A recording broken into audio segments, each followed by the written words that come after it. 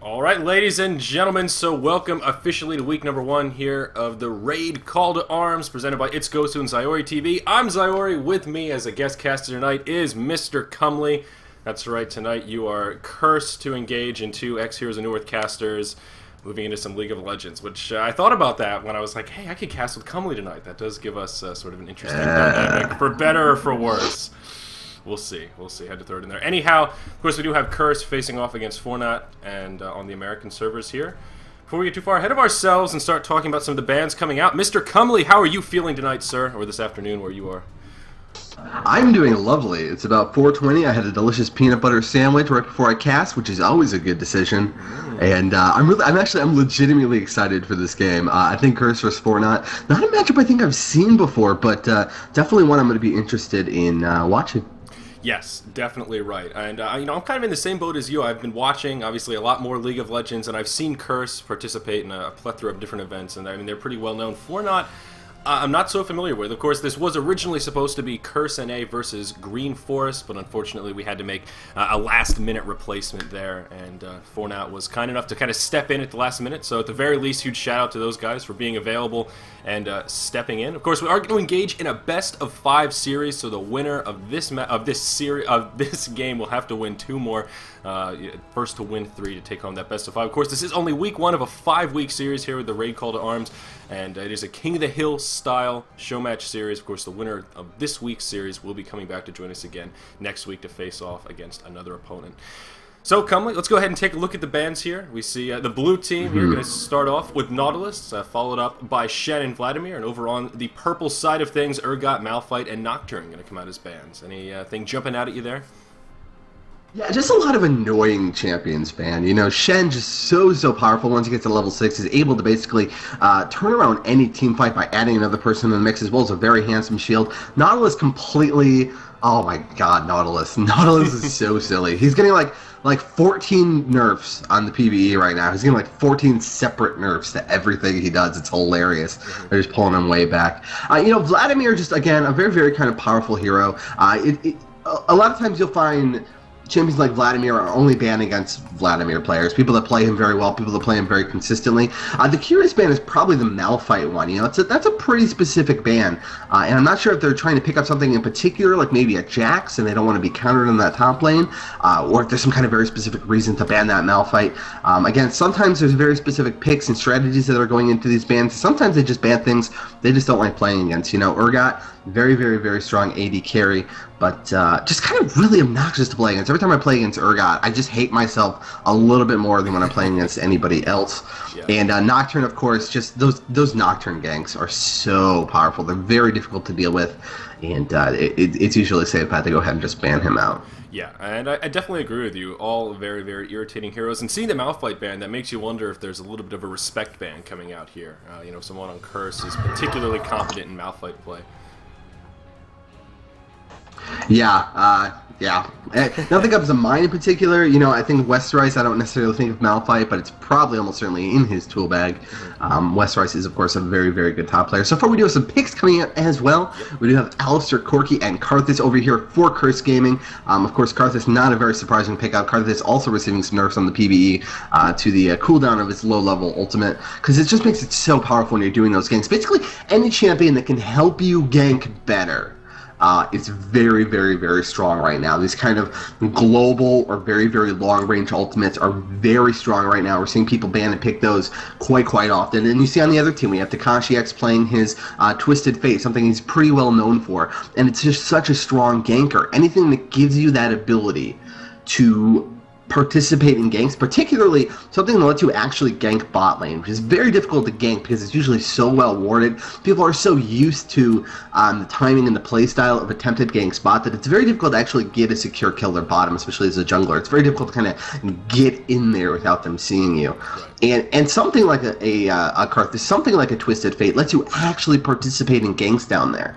And so, of course, that makes it so strong. We do also see a Yorick being picked up here by Curse Gaming. Very annoying champion. I think a couple people out there in the audience probably sighed just seeing Yorick being picked, because they got flashbacks to every game they've had to play against him, which is, of course, very painful. We'll have to see what they pick up last here on Curse Gaming. Yep, we'll see in just a moment here. And I was going to touch on that point that you mentioned kind of at the end, especially about Karthus, having that global ultimate. It seems that champions that do have a global presence are certainly becoming, maybe not becoming more and more popular, but at least staying more and more popular in the recent games that I've had the pleasure of spectating.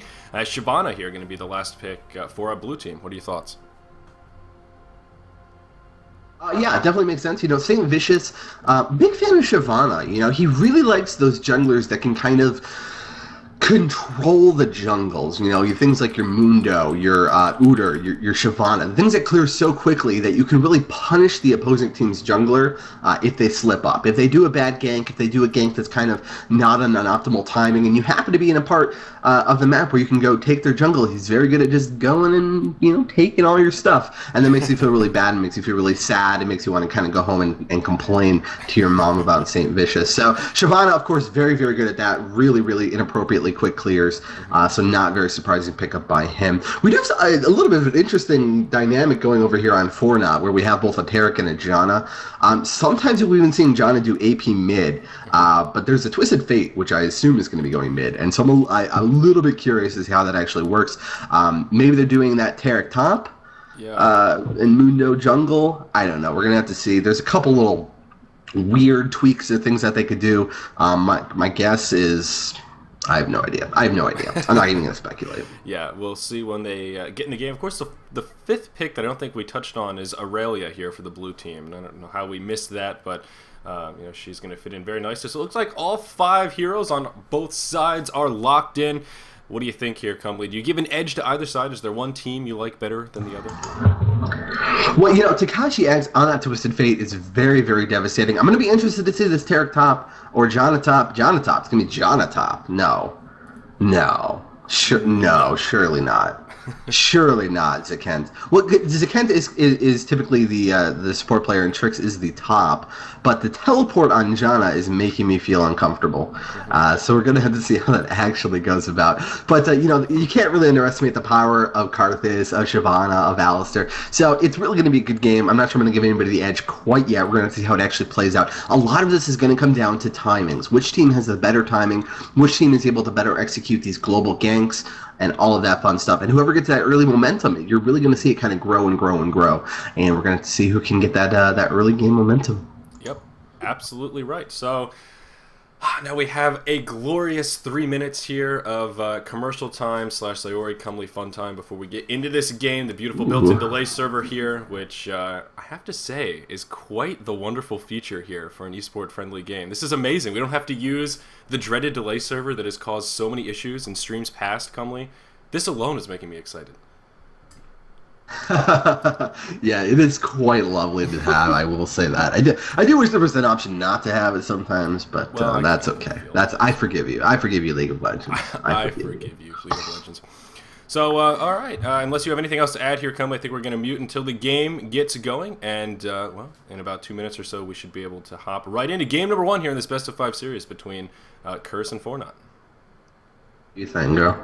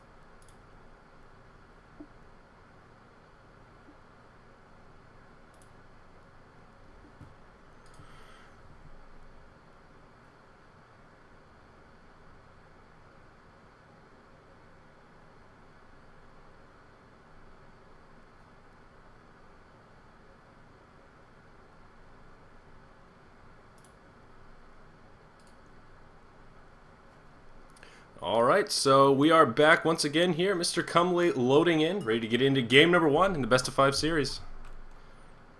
Yes, definitely excited. We do have all 10 people using very lovely skins. It's very exciting. Very exciting, making our job a little bit more difficult. I don't think I've bought a single skin yet, so... Oh, you noob. We have to get you a skin. It's tradition. To get me a skin. I recommend Armor of the 5th Age Tarek from this selection. That's what I recommend. I'm digging on this Mr. Mundo-verse. Mundo hitting the gym, huh? Yeah. Which is rare because Corporate Mundo is just so good that almost everybody uses it. Mm-hmm. Yeah. So, yeah. Good stuff. Yeah. Good stuff. Yeah. Indeed. Yeah. So anyway, we are now in the game, and we'll see how these lanes unfold. Of course, we were quite curious here about what our purple/red team. Believe it or not, I am actually colorblind, so I have colorblind mode on for my own selfish purposes. Hopefully that's not too painful for you guys, so you have to excuse me as I say sort of purple and red interchangeably. I really can't see the difference between the purple and the blue. Can you believe that, Comely? It's terrible. I'm like a disabled That's why they got... Oh, big paws. Oh. Big pause. So why don't we take this as an opportunity to talk about the kind of initial positionings that the team are using. Can I even scroll my map when it's paused? Wow, okay. No, I can't. Bugger. But that's okay, because I can look at the mini-map. You can see that Fortnite is a little bit more spread out. Curse very, very, very close together. They're really kind of grouped up. Maybe they're going to try something. Neither team has kind of the hook, Nautilus/Blitzcrank team that almost always goes for some kind of crazy invade, because if they hit the hook, they generally get at least a flash or a kill. But we're going to see how aggressively Curse wants to play this. Are they just going to go ahead and guard their jungle, or are they looking to be aggressive here? Going to be excited to see. Yep, definitely right. In the upper jungle, or river, pardon me, and another paw is going to come out. Yeah, it's kind of unfortunate you can't move the map around while it's paused, because I keep getting caught in these beautiful freeze frames that are sort of completely meaningless. I like the vintage hue that the game takes when it's paused, though. It really makes me feel like I'm watching an Instagram video game. It's in the Instagrammed version of League of Legends. I like that. Yeah. Need to forward that. We need some Helvetica text on this bad boy. Wow. Yeah. Could always go Higgs boson style, get a couple of those Comic Sans paragraphs going on. Yeah, easy peasy. There you go. That's good stuff. Use our time wisely and check the Reddit thread. Capitalize on our pause time. So once again, thank you for joining us, guys. I see steadily increasing here as far as viewer count is concerned. Just to reiterate, I'm Zyori. With me is Comely. And we are your casters here tonight for the Raid Call to Arms, week number 1, match number 1 between Curse Gaming North America and Fortnite here. And I am more than eager to get into the action once we get out of this sequence of pauses. Yeah, just a small note to make here. Everybody on both teams has started boots first. A lot of times you'll see some supports do the kind of fairy charm and 1,000 ward build. But no, they say, we need boots and we need wards. So a little bit more of an aggressive option there. Obviously, you don't have the kind of mana sustain that you do in a lot of other starting builds. But, something like Alistair is just so important that you can position correctly. Something like Tarek, very important that you can kind of get in range enough to get that stun off, get in there, do those shatters, do all that kind of fun stuff that you want to do. And boots just helps you so much with that. And health pots are really good. I don't know if you knew that or not, Zoe, but health pots are, really good. I heard they save lives. They do. They save lives every day. They do. They every day. Lives. Every day. We're now officially 6 minutes from the time when we stopped the picks to now. This is quite impressive. This is a little bit nostalgic for us, Zyori, because traditionally this doesn't happen in League games. But in our alma mater, it's almost always like a 14-minute pause at the start of every game. Yeah, every single game starts with a 15-minute strategy pause, and then you periodically have water and urine breaks for the next 5 minutes scattered about until all the pauses are burned. Then after that, you generally get into the game. So, you're right. This is a little too close to home, I think. These are the things I was trying to avoid. I thought I was in paradise now, and there's a pause. Man. Now my goodness. back in Rack City, and I don't know what to do about it. Kurtoki is trying to make me type a link in here. All right, here, let's open this up. Let's give that a little click and click. Let's see here.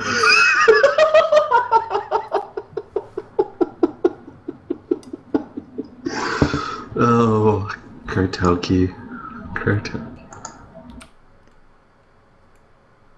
I forgot I had to show the chat, so now we can see what everyone's talking about. I don't think it's anything productive. Nothing exciting. There's nothing productive happening in chat. I see. Well, we could take this time, I suppose. I'd be curious to get your input here on a Mr. Twisted Fate. What do you make of this champion? I know there are some people that really think he's quite interesting, and of course, adding the additional gold per kill is sort of an interesting spice as far as those innates goes.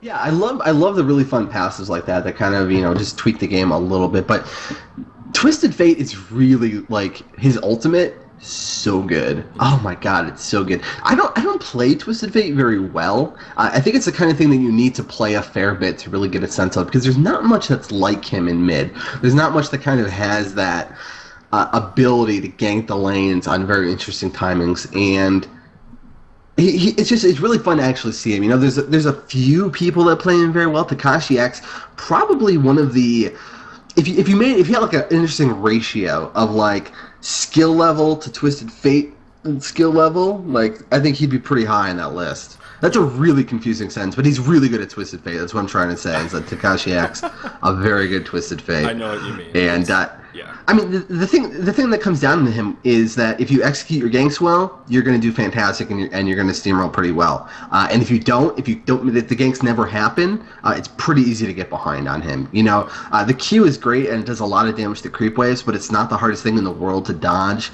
Gold card, fantastic stun, especially through every phase of the game, especially if you're chaining with something like a Tarek stun. Very easy to set up, but it puts you in a little bit of a dangerous position. It's not something like Karthus that they have over here on the Curse team, where he just runs in the teamfight and puts out damage on everybody, and suddenly everybody's like, oh my god, I'm dying, my face is melting. Yeah. And he's doing constant AoE damage throughout the whole team fight. Twisted Fate's not like that. Twisted Fate is very much a, very focused, requires a lot of finesse to play well. I would definitely agree with that. I mean, I think he's a pretty high skill cap here, champion, and I mean, not one that we see too much, but also not the rarest of champions either. But I would sort of tend to agree with you, where it seems in most cases he's either a hero or a champion that's either takes off, snowballs, and is absolutely incredible after a couple early kills, or gets kind of a slow start, farms a lot, and is sort of a kind of underwhelming presence, if that makes sense. Sort of either go big or go home kind of a hero. Yeah, and for some reason I'm just not very good with him. I gotta practice my Twisted Fate. Twisted Fate's kind of a pretty good pub stopper for ranked. If you're a little bit below where your elo should be, pick up that Twisted Fate. Get really good at him. You can pump yourself up pretty well. Big Twisted Fate carries. Big Twisted Fate carries. Thankfully, they only have 23 more minutes where they can be paused, and then they actually have to play the video game. This is, of course, a best of 5 as well. So this could be a lot of talking. This could be a long series. This could be a long series with very minimal play-by-play casting. One of those, they're going to do a full 30-minute pause at the start of every game just to really get at us. Just to muddy the waters a little bit, test their footing. Lots of ins, lots of outs. A lot of moving pieces in this thing. Yeah. A lot of moving pieces. Yeah. Yeah. We do have a lot of exhausts over here on the Curse team. They're running 3 exhausts right now. And there's going to be a lot of really slow, really weak people. They're going to be able to kind of chain it together on Tristana if they get good positioning and really kind of shut her down in the late game as well.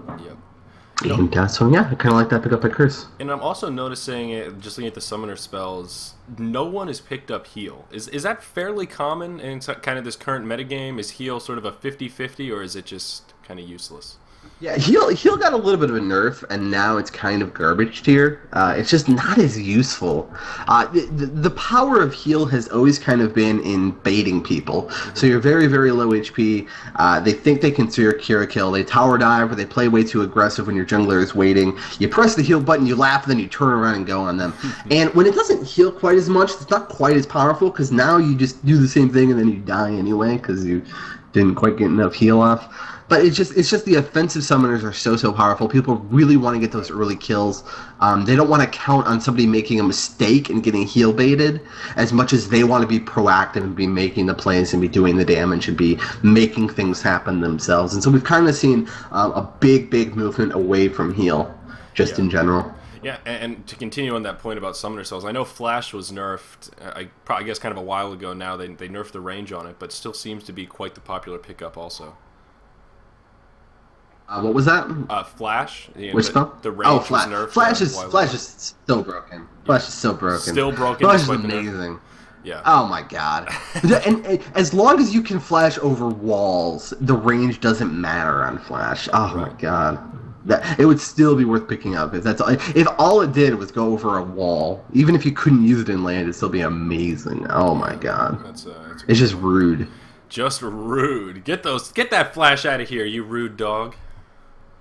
Get that Flash out of here. Get that Flash out of here. So yeah, like you mentioned, Janna with that teleport is the one that kind of jumps out as kind of a little more interesting, and I'm still really excited / curious to see how these lanes are going to unfold once this bit of initial pressure is done. But 10 minutes later, Comely, we have a League of Legends match here, and oh my god, I think we're here. I think we're finally ready. So where were we? Oh yes, that's right, Curse Gaming. I was over here to the side and, well, sort of trying to look to set something up, though, being very patient, and it looks like Fortnite kind of doing the same thing, though, on the opposite side of the river.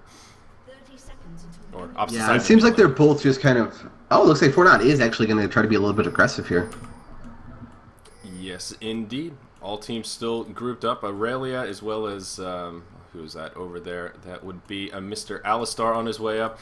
And it looks like there actually isn't going to be any action as Fortnite is still grouped up. They are looking around the mid, but it looks like this gank attempt is sort of going to scatter about here as Curse moves up to drop a ward.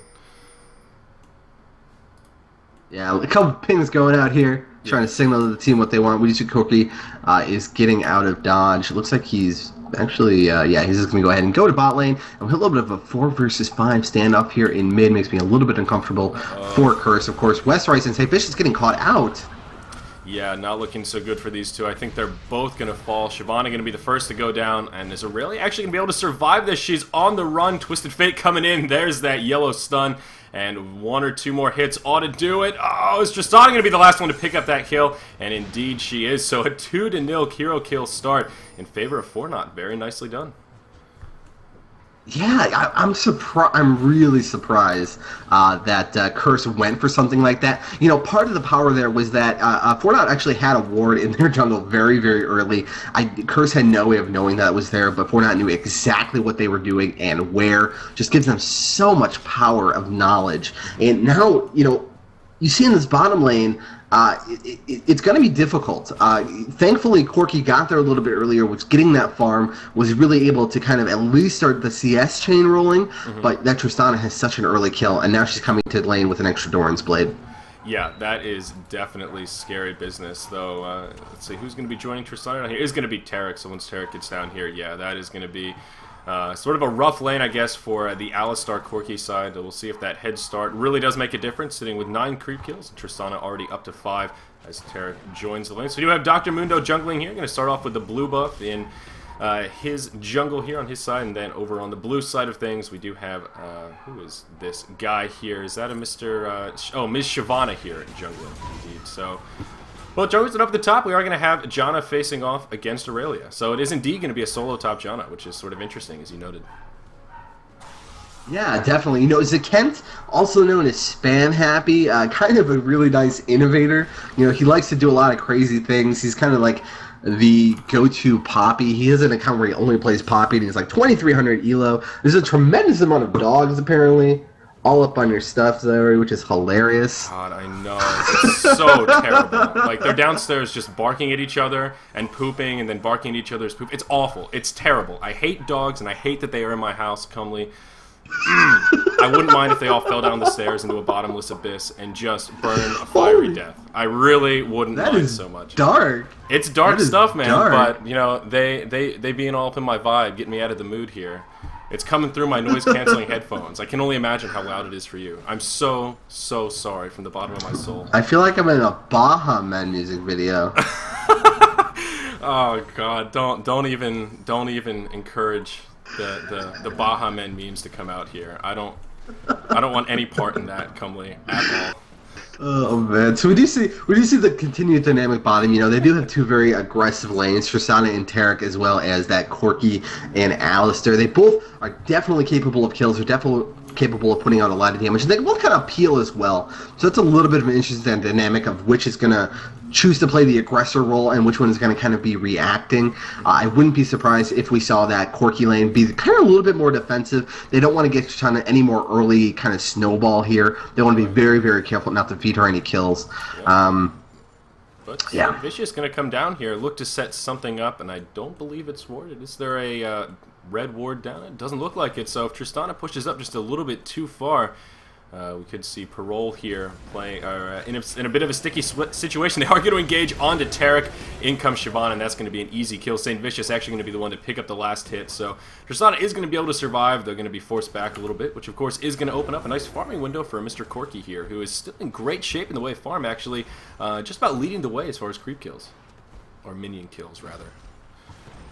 Yeah, and that was a very nice, pulverize into headbutt combo there by the Alistair. The positioning was fantastic. I didn't think that there was going to necessarily be a gank opportunity there. They were pushed up so far back, but, just being right there in the brush, he was just exactly far enough away for that Alistair to do the flash pulverize on him. Very well executed there by Elements. Yep, absolutely right. Certainly do agree with you. See, Dr. Mundo here, he's going to get pinged as he does get scouted by that ward. He's headed towards the mid, looking to potentially set something up, though I don't think he's going to find the opportunity that he's looking for. Unfortunately, Twisted Fate reasonably low from some of that Karthus harass. But Dr. Mundo is going to come in from the back, well, still thinking about it here. Again, yet to overcommit, but they're going to go for it. There's the stun opener from Twisted Fate. I don't think they're going to have enough damage to take him down. He's going to flash back into the tower. Are they going to man up and dive it? One more hit. Twisted Fate going to pick up the kill. Unfortunately, he's going to fall to make it a 1-for-1 exchange, but still, big man-ups coming out there. And Dr. Mundo actually almost falling as well, barely able to survive. Yeah, we do see that Karthus went ahead and used that ultimate to try and help Bottom get that kill onto Tarek, which was successful. And good old Karthus, as 9Jackie is pointing out, the ultimate is so strong. Yes. So, of course, getting, that Twisted Fate's death is bad, but they did get the assist gold as well for Dr. Mundo. So that 1-for-1 is actually kind of a 1-for-1.5, which they will take any day of the week. Yep. So, nice job there by both teams. Yep, absolutely right. Tristana, of course, is going to be solo now as Tarek got taken out, like you mentioned, thanks to the Karthus ultimate. At least partially thanks to the Karthus ultimate. And Tristana's farm is still looking pretty good, sitting at 43 creep kills, just nipping at the heels of a Mr. Corky down here, who is still farming quite well. All the while, Janna farming at the top, totally uncontested right now. I think Aurelia did actually have to head back to the base, so Janna's farm is picking up. And again, we talked about how strange this is. What do you think he's going to do in the way of items? I mean, are we going to see some carry Janna potentially in this match? It won't be carry Janna. It'll be some kind of really good at pushing and then healing for like 1 million with his ultimate and like billion damage shield Jannas, which is really great. Gonna let Mundo really get into the middle of everything with that shield, or Takashi X to get in position and get a really nice stun off, things like that. Especially the setup with Tarek. We do see a lot of action here on Tarek bottom. Yep, Tarek going to get engaged on. He's going to head back. That looks like he's going to be able to survive. Tristana still hanging around doing a little bit of damage, but no kill going to come out on either side. But there is some action in the middle lane here. Karthus going to get engaged on. Dr. Mundo going to come in. Twisted Fate going to try to use that ultimate to get away, and it looks like it's going to be successful. And again, no kill going to come out for either side. And Twisted Fate just going to head towards home. So that's sort of the one of the many powers of that Twisted Fate ultimate right there, keeping him alive. Yeah, so it's great that he was able to live. Not as great that he actually had to use it. Oh, we did see actually St. Vicious taking the blue from 9Jackie. I suspect on accident. Karthus, very strong farmer once he gets that early game blue. Wasn't able to get it. Fortunately, one bad Brad is going to try to do a little bit of a better setup here for Takashi X. And so once he has that blue, he's going to have a distinct advantage here in the mid lane. Yeah, that's a really good thing to point out. And it's kind of a big mistake. I mean, this mid lane has been relatively even, fairly back and forth. Karthus 1-1-1, Twisted Fate 1-1-1. And like you said, now that there's a big blue buff advantage, we're going to see this Twisted Fate do a lot of harassment. And I think NYJackie is going to be harassed out of this lane a little bit, at least for the duration of the buff. Looks like some action could be brewing in the bottom lane as well. Mundo hiding behind the tower. Again, being wary of potential opportunities to maybe put something on to Corky down there. But instead, Mundo just going to ping for the dragon and going to start chipping away. Looks like Twisted Fate going to come down to help him out. Yeah, once they see how low Karthus is, it's just a really good opportunity to say, okay, go to Dragon, guys. It's a really good timing. It's a good opportunity. We do see that Mundo going ahead and using his ultimate to actually survive the Dragon kill. But very nice job by him. Ooh, we do see Tristana trying to play a little bit aggressive. Yeah, Tristana manning up on Corki a little bit, but just going to scare him away. As of course, it was a successful dragon kill. Going to push the purple/red team a little bit further ahead now, give him a nice advantage. As far as dragon kill timings, Comely, is this a fairly standard timing here, just before that 10-minute mark? It's a pretty early dragon kill. It really is a pretty early dragon kill. And part of the reason why that was, again, no blue on Karthus, low HP Karthus. Okay, we can go ahead and take dragon. And it's really important that you take advantage of those opportunities, even if they might not always come up. But when they're there, it's just so important to capitalize and really get that extra gold going for your team. And you can see that, Fortnite just barely ahead in gold, about 7.8 K gold right now. Mm-hmm. Yep, just about 700 or 800. Exactly right. So that is going to give them a nice little lead. We'll see if they can start picking up a little bit more momentum, as you kind of noted in that pre-game/picking phase. This first match, at least, I think, is definitely going to be pretty momentum-based. Once one of these teams starts to pull ahead a little bit, hopefully they can hang on to that momentum anyhow. But relatively quiet game here. Still 6 kills on the board as we're now well past that 10-minute mark. Leading farmer in the game is still Corki, sitting on about 84 creep kills. Now has his Sheen complete as well. So we are going to be seeing him going for an early Triforce build. I suspect so. He might sit on the Sheen for a little bit, but definitely going to help his early game damage. Really going to help his burst and lane. I absolutely love Triforce on Corki. Once you pick it up, your burst just goes significantly up. It feels very, very powerful to actually dive on the champions at that point. We did also see St. Vicious picking up a very, very early Oracles here on Shyvana. About 11 minutes in the game, picking up that Oracles. Has the confidence that his ultimate is really going to kind of let him move around the map and get away if he gets into a sticky situation, and really kind of try to take map control as strongly as possible for his team. Yeah, that seems a little risky to me, picking up the Oracles this early on. I mean, like you said, you just have that ultimate for that additional survivability, but still sort of, I guess, a risky investment here. But with most things, higher risk translates to higher reward in the end. So if they can get some nice early map controls, again, we talked about some of that early momentum, so perhaps the right choice here. We are going to see some pings coming out onto St. Vicious at least, and looks like they may try and set up a gank here in the mid lane as Mundo roams down, and going to come from behind the tower perhaps. Nope, never mind. So yeah, more farming action. The blue buff has since worn off in the mid lane, and Twisted Fate did pick up a pretty nice, well actually he didn't, never mind, I should have looked before I spoke. Still very, very even, both champions here within 2 or 3 minion kills in the mid lane, so remarkably even here. Yeah, we did also see the Oracles pick up over here on Dr. Mundo as well. Very, very early Oracles on Oracles battle. A lot of action here bottom. Parole gonna go down. Yep, Tarek now in a little bit of trouble. Alistar actually going to dive the tower, as will Corki, and they're not going to continue. Twisted Fate going to ultimate in, and now they're going to be the aggressors. Twisted Fate reasonably low on mana, and I'm not so sure they're going to be able to secure a kill on either Corki or Mr. Alistar. In the mid lane, we do see Dr. Mundo on his way down, but the rest of this blue team is here to help, and uh-oh, this could be really bad for the red team. It's going to get turned around. It looks like a 1-for-1 exchange here, as Dr. Mundo now is on the run. Does have his ultimate activated to heal up a little bit, and I think he may actually be able to survive this. Seems odd that Curse targeted Dr. Mundo instead of Twisted Fate, who is barely able to survive now at about half health and no mana. So unfortunately, it seems Dr. Mundo not the best of targets.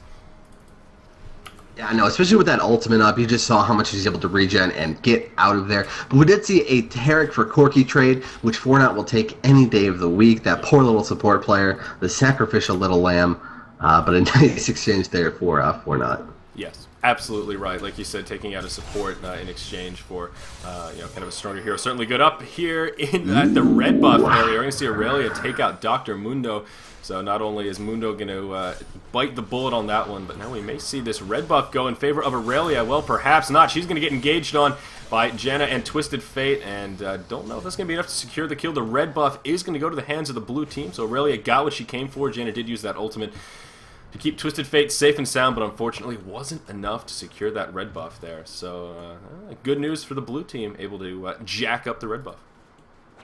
Blue card OP. Yeah, and we really need to emphasize how important it is that Mundo actually died there, because that Oracle's is a big early investment. We do see a lot of action here on bottom. Tristana gonna be able to get the kill and jump out of there. Very nice play there by the Tristana. That leap, of course, resetting upon that kill, so he was able to get out of there easy peasy. But again, killing that Oracle's and the Dr. Mundo is just so important, because now St. Vicious has the Oracle, and the question is, okay, now does Dr. Mundo want to try to farm up another one? Does he want to put the continued investment into there, or is he essentially going to give map control to Curse for as long as he doesn't have it. You see, he doesn't have one right now. He can't really afford to just continue to pour those resources in there. And so that Dr. Mundo kill just really important by Westrise. And of course, he got that red buff as well. So Janna going to struggle top lane going against him as well. So all kinds of benefits coming out here for Curse. Absolutely. I think you're exactly right. That kill extends way past just the dead Mundo, all the things you just touched on, all very important to note. And Janna actually does have a few moments to free farm up here. So despite not being at kind of that red buff disadvantage that you just pointed out, she does have the lane to herself as Aurelia is moving about the map. Where did she end up? Oh, yeah. So anyhow, I'm still curious about this Janna, exactly what's going to happen as far as all this farm she's been able to pick up. You know, you talked about some of those early AP items going to be able to help out that heal as well as her shield, which makes her quite powerful. We still haven't seen her involved with the team too much, sitting 0-2 has helped with a couple of assists, but really she's just been pretty quiet, farming away here in the top. Aurelia has now returned back to the lane with that red buff in hand, and she's going to throw down a ward and just continue farming as well. Yeah, you see how powerful those Janna tornadoes are, just completely one-shotting the back line, almost one-shotting the front line, but just not quite enough. We haven't seen Janna with teleport, and we haven't seen any kind of, you know, aggressive counter kills or saves or anything like that actually come out of that. So I'm really going to be looking forward to seeing Janna actually using that teleport, you know, especially combined with something like that Twisted Fate, really going to be able to kind of make their presence known whenever they want, wherever they want. Right. We haven't quite seen it connect just yet. Yeah, that's a good thing to point out. Down here in the bottom lane, our red/purple team going to take out Dragon for the second time in this match. Completely uncontested by Curse Gaming, so that is going to be another nice little gold picking up. The red team still maintaining their slight gold lead despite actually being behind by one hero kill. So they've been having some nice Dragon management. In the mid lane, though, we are going to see Twisted Fate get engaged on. It looks like Twisted Fate is going to fall. Janna going to come in with that Hailing Gale to try and pick up a kill on the Karthus. Unfortunately, it's not going to be enough. In comes Aurelia. Nice ult from Janna, going to push him away, but not going to be enough to spare her life. If she gets taken out, Aurelia going to be the one to pick up the kill. So an 0-for-2 exchange here in the mid lane. Our blue team going to come out nicely ahead. They're going to put some pressure on this tier 1 tower turret in the mid lane as well. Yeah, so again, a very nice advantage here by Curse. They're doing a very good job of kind of balance. You know, you've seen Fortnite pick up these dragons, do things like that, but they're just able to capitalize. You're going to see that Dr. Mundo's going to go down here absolutely easy peasy, and that's sloppy. Yeah. To be in that position against something like an Aurelia who can get on you so quickly from such a fairly long range, especially when, you know, the Shyvana is standing right there as well. Very dangerous positioning. Right, I completely agree. There's really no reason for Mundo to be up that far. Really no hope of him fending that off or even doing much in a 2v1 scenario, especially since he wasn't at full health. And just like you said, no other way to say it really than just kind of a sloppy play all around. So the first turret kill will go in favor of our blue team. Now up 9-5. It was remarkably even, but now they're finally starting to pull ahead. Down here in the bottom, more action happening. Corki going to get engaged, and he's taking a hell of a lot of damage. Alistar's going to stay in, going to absorb as much as he can as Tarek and Tristana continue to pump him full of lead. Tristana trying to do everything she can. Twisted Fate going to come in. He's going to pick up one kill. Alistar's still alive, but not for long. He's going to fall. Shyvana's here, but I'm not sure she's going to be able to do a hell of a lot. A nice stun going to come out from Twisted Fate, but no follow-up going to become of that little bit of damage, and Shyvana going to be able to survive. So a 2-for-0 exchange yet again here, but this time in favor of our red team. Going to make a little bit of a comeback here as far as that gold deficit is concerned now. Closing that gap, only behind by about 700 gold now, so that's definitely good news. They're going to continue to pressure this tier 1 turret down in the bottom, and very well could pick up turret kill of their own. Yeah, and you see how powerful those Takashi X ganks are. Didn't have to use the ultimate, of course. It was on cooldown. He used it to get back to middle lane previously. But even without that, you know, good positioning coupled with that gold card lets you clean up so effectively. And he does quite a bit of damage, you know, with that Q. We did see Janna picking up a DFG that is going to let her be really effective at kind of wearing down some of these tanks, you know, the Shyvana, the Aurelia. Even if they want to do something like burn down the Corki very quickly, such a powerful item going into the mid-late game. Yeah, you know, I noticed that item pickup, and at first I was like, oh, that's kind of weird. It does sort of fall in line with that AP carry Janna style, but it actually does also fall in line with kind of the support mentality. You can't really KS with it. It's a great opener and initiation tool, obviously. So it seems to kind of fit into this Janna play. I like that pickup quite a bit. We're going to see some counter-pushing action down here in the bottom lane. Yet again, the red turret now taking quite a bit of pressure as we see Alistar, Shyvana, as well as Corki pressuring it. Janna, the only one down here trying to harass with Hailing Gale as best she can, but all things considered, going to be a relatively unchecked turret. So the second turret kill for the blue team going to come out. Tristana making some big plays here top on Aurelia. Karthus says, no you don't, and presses R, and she dies. Oh, that's so painful to watch. That's why Karthus is so ridiculously strong. You outplay somebody and he presses R. Yeah, exactly. Again, in the picking phase, we talked about that global presence that makes him such a powerful hero. Well, one of the things that makes him such a powerful hero, I should say, and seeing it executed there, exactly right.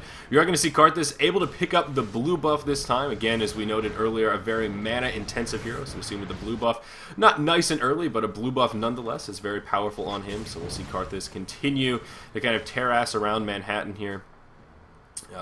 He's actually picked up his farm quite a bit now, really leading the way. Just shy of that 200 creep kill mark, just about 20 minutes in here. So Karthus is really in good shape as far as his farm's concerned.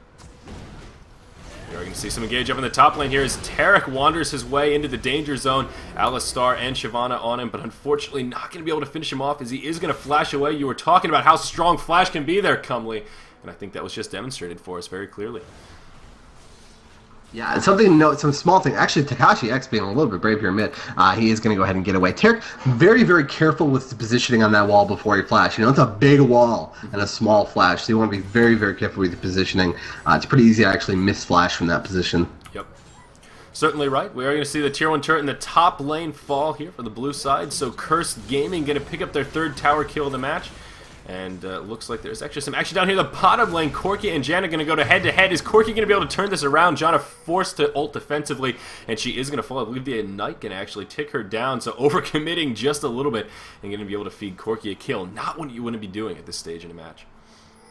No, if the tornado had hit, it would have been an easy kill on Corki, but once that tornado missed, you just saw him so low and got so into it. But you see how powerful that Sheen burst is on Corki. It's just ridiculous. We did actually go from a Sheen into a Bloodthirster. He wants to keep up his physical damage. It looks like he's now going to shift back into building into that Triforce. You see he picked up the Ruby Crystal, probably going for the Frozen Mallet, or the Frozen Mallet, the Mallet of Slowy Goodness, I guess you would call it. Yes, indeed. And there's actually one of those picked up already in the hands of Aurelia, but indeed a very powerful item and part of that Triforce. Tristana is still farming very nicely. She's sitting 4-2-2. She does have her Infinity Edge complete as well as Azeel, and well on her way to that Bloodthirster. She does have the Vampiric Scepter. So Tristana, kind of the mecca of hard carry, especially as we approach that level 18 mark, and her range just becomes ridiculous. She's really going to start to shine. So off to a good start before hitting that point. Almost some initiation here in the mid. We did see the wall come out from Karthus there, but no follow-up going to come. Dragon going to spawn, and it looks like Curse Gaming may be the ones to pick up the third Dragon kill here in this match. Yeah, and this Dragon kill actually pretty important. You know, Curse is slowly but surely building a very nice gold lead here, and that's just going to add to it. Those little things are going to become really, really important. We see some action here top. Yes, indeed. Actually, did miss it onto Tristana, but she did get taken out. And Twisted Fate's still going to be taking a bit of damage from Aurelia, but going to be able to survive. And looks like they are going to attempt maybe a convergence up here at the top as Dr. Mundo is in the nearby jungle. We'll see. Aurelia's positioning going to be very, very key here, not to overcommit. All the while in the mid, though, Curse efforts seem to be focused around perhaps picking off a Saint Vish. Oh, gosh, I'm colorblind. He's on their team. Comely. One of those dirt moments. Anyhow, Curse going to pressure the tier 2 turret here in the mid lane. I'm going to get it low, but unfortunately not going to be able to finish it off. Yeah, and they're generally going to be okay with that. You know, the tower's low enough that essentially next time they get a nice pick off or they get a nice team fight or anything like that, they're really going to be able to go there and just clean up the tower very, very quickly. Mm-hmm. Yep, absolutely. But, go ahead. We really can't underestimate the power of that Forsaken Karthus ultimate. Did you see? Tristana's sitting at like 40% HP after a gank. She's fine. The world is beautiful. And then a red little lightning bolt thing. Oh man, that's so painful. Yeah, I know. Like you know, you said it pretty well before. Actually, you know, that's one of the things that makes him so irritating. You can outplay your opponent, but in the end, you still don't really come out the victor. When it's all said and done, so kind of unfortunate. We're going to see Curse Gaming here go ahead and recall back towards home, so sort of in the danger zone for a little bit too long, and that is going to be their cue just to head back to friendly territory and to kind of reset these lanes a little bit. Janna sort of considering the same thing, though she's going to hang around a little bit longer down here in the bottom, but not for too long as she's going to go ahead and pour it out. So more passive play coming about, but Curse Gaming has started to pull ahead, now ahead by just about 5k gold, 12-8, 25 minutes in. We talked about some of that momentum, and Curse Gaming certainly is starting to pick that up. Yeah, well, you see they have I would say a fairly solid gold lead right now. It's nothing overwhelming. It's nothing disastrous for Fortnite, but it's definitely there. It's definitely going to build into an item advantage, and hopefully from there they can build it up into even more of an item advantage. We just had a Baron attempt here by Curse, and they are attempting it fairly hard. You know, that Karth is able to put out so much damage onto a single target like Baron, but it looks like they are going to have to back away. They got caught with their hand in the cookie jar. Yeah. That's a good way to put it. They did throw that ward down, unfortunately, though. It was taken out, and Tarek going to throw down one of his own. So, Baron, a nice attempt from Curse right there, but I like that they didn't overcommit. Of course, Corki was kind of in the lane. He was just a hop and a skip away, but they didn't overcommit, and although the ward did get taken out, did serve its purpose and prevent them from getting caught with their elbow in the cookie jar, so to speak, to the point of no return. So, really nothing going to come of the failed Baron attempt. Tristana is still farming away at the top. She's starting to hit pretty hard, though. Comely critting for about 550 there, as again getting closer and closer to picking up that Bloodthirster, though she has now picked up a little bit of magic resistance here, I suppose, tired of getting picked on by that Karthus ulti. Yeah, a nice little pickup by her. The Megatron Cloak is, of course, quite a bit of difference. But, you know, something that we've seen, there's about, what are we going to call it, like a 4K, 4.5K gold lead here for Curse Gaming. And a lot of that, about a 2K gold lead for mid, Karthus versus that Twisted Fate. Not too surprising, Karthus, such a beastly farmer, you know, really able to do a lot, especially once he has that blue, and is able to spam that Defile aura as much as possible. So about a 2,000 gold lead for that mid. That really is going to steamroll quite a bit. It's going to give him a lot of damage. That ultimate's going to be doing more and more damage, has the Rod of Ages, has the Death Cap. Picked up Akage's lucky pick pretty early, actually, before that Death Cap, just for a little bit of extra damage, a little bit extra gold, and he's just going to keep building from there.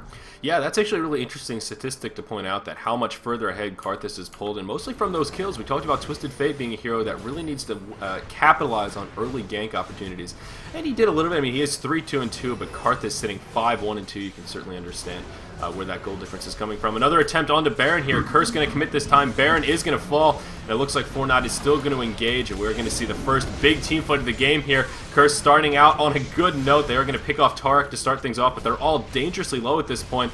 You see the fight now taking sort of 2 turns down at the bottom. Shyvana doing a hell of a lot of damage, all the while up at the top. Curse coming out way ahead. Twisted Fate, the only one left alive when it's all said and done after the fight splits up. And he is going to be in bad shape here, getting deeper into enemy territory. Really not too many places to kite. He does not have that ultimate up. Unfortunately, going to get slowed by that Tarek, or not Tarek, by that Karthus wall. And it is going to be a 5-0 exchange. You have to question that choice from Fortnite there to engage right after the Baron buff was picked up. Yeah, you know, Fortnite was in such a good position right there. They had the entire map warded, they had the map presence, they had the map positioning. The problem is that they got caught out of position. You know, at this point in the game, against a Karthus, against a team with the Wriggles, you know, it's just so difficult to get there in time. And what happened was they were able to get the Baron so quickly that Fortnite wasn't able to capitalize. They got in there, they engaged sloppily. It was a 3 versus 5 at the start of the fight, and you just saw the power of that Karthus, you know, doing so much AoE damage, pressing that ultimate, taking away so much of Tristana's HP that she was kind of burned out instantly after the ultimate. And from there, it's just a matter of cleaning up. You know, without that Tristana, without that main source of damage at this point in the game, there's just not a whole lot to do. You know, Twisted Fate very good at setting things up for Tristana, very good at stunning people, putting out a reasonable amount of damage, but he needs that AD carry to be there with him, to synergize with him, to really set things up and to make things happen. Yeah, and I think one of the other issues that Fortnite fell into is they kind of split up that fight, and what seems sort of an accident is just a natural occurrence of the way the positioning ended up in that fight, but it really worked against them. It seemed almost like a good idea as they separated Shyvana from the rest of the pack, but we saw that ultimate activated, and Shyvana actually did a hell of a lot of damage and sort of turned around that little 2v1 she set up for herself down in the bottom. So I guess what looked like keen positioning from Fortnite kind of backfired a little bit there, and then once that fight got split up, it was all downhill. Now, a pretty tremendous lead for Curse Gaming here, 51k to 40.8, pardon me, up ahead by just about 10,000 gold, and now I think we're going to start to see a pretty big difference in the inventories here of these two teams. Of course, Curse Gaming really benefiting. Even just looking at Karthus here, I mean, that is a scary inventory now with the Rod of the Ages, the Cap complete, and the Void Staff as well, making him even that much more deadly. Yeah, going to be going for that zone. His next already has the needlessly large rod, which I will never stop laughing at. And so he's pretty close to it. And you can see just the pace that he's farming at, going to get it in no time at all. And that's going to make him so devastating in those team fights. You know, even if you catch him out, well, suddenly you didn't actually catch him out. He's just doing a crap ton of damage to you, and he's invincible. It's just so strong. And I definitely agree with you. Things are, and we're sort of getting to that point. You know, you mentioned before, yeah, Curse has a lead, but it's not that significant now. It's getting pretty significant, getting closer to that point of, yep, Curse is in really damn good shape here. And as we just passed the 30-minute mark, 17 kills to 8. Looks like a fight could be brewing up here at the top Tier 2 turret for Not Gaming. Both teams actually totally grouped up. I think Jenna and Corky, the only two not present at the fight, at least at the moment here. They're both sort of looking for that opportunity. Corky with that red buff is going to try and pressure this Tier 2 turret down here in the bottom lane while the fight commences up here at the top. So a little bit of split pushing action going on here for Curse Gaming. Yeah, you know, Janna probably wanting to do some kind of teleport 4v4 fight, 4v5 fight, but as soon as she does that, Corky's just going to go ahead and push into her base. We do see Takashi X getting caught out, as well as a lot of damage being put out. Yeah. Oh my god. A complete massacre. I mean, really just a straightforward engage. Tristana trying to do what she could, but unfortunately caught just a little bit too far forward. And that's going to be the vote to surrender. 4 passes to none. And a GG well played's come out, and Curse Gaming going to be able to pick up the victory here in game number 1. Of course, it is a best-of-5 series, so at the very least, 2 more matches coming up. But any reflections here for that game number 1, Comely? Yeah, there were 2 very important things that happened in that game. The first one is Carthus actually doing a very good job of securing kills with his ultimate. It gave him a lot of extra farm. It gave him a really extra boost ahead of everybody else in the game. Really let him put out that damage, and his ultimate got more and more powerful. The second most important thing, that Mundo kill at red. Losing that early oracles, losing that early map positioning, losing that momentum, and getting the kill, and then giving Westrice the red as well. Such an important turning point in the game. Very, very nice play by him, and of course, one of the reasons they were able to put out a victory in game 1. Absolutely right. Certainly agree with you there. Good buddy. We are going to move into game 2 momentarily here, guys, so sit tight and enjoy the tunes while we get set up for yet another fine League of Legends match. I'm Zyori. With me was Comely. Thank you for joining us.